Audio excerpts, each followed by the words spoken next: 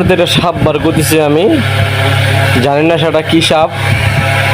তো আশা করি Russell viper হবে, তো এদের রাসেল ভাইপারের বাচ্চা হবে। বাচ্চা সাপ একটা ফাটার ভিতরে দেখছে, ওয়াশরুমের ভিতরে। তো সবাই সাথে থাকেন, আমি সাপটা ধরতেছি। তো সবাই আমার জন্য দোয়া করবেন যেন আমি কোনো আঘাত না পাই। ধন্যবাদ সবাইকে।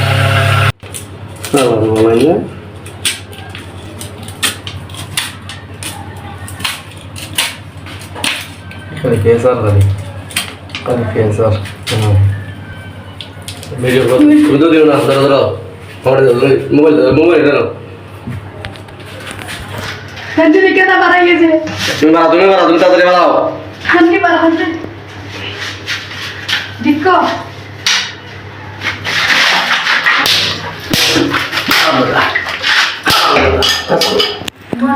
এই যে রাসেল ভাইপার তাও কিরকম ভাবে আক্রমণে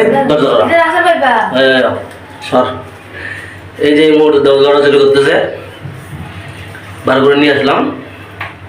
এই যে রাসেল বাচ্চা একটা, রাসেল ভাইপারের বাচ্চা আমি নিজে বার করতেছি। দেখেন লড়তেছে, দেখেন লড়তেছে, এখনো মরে নাই।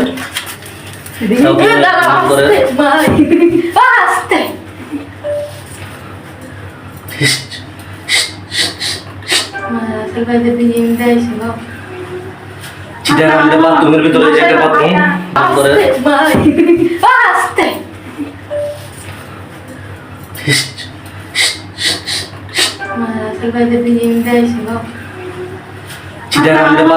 সবাই তো দেখতেছেন রাসেল ভাইপার।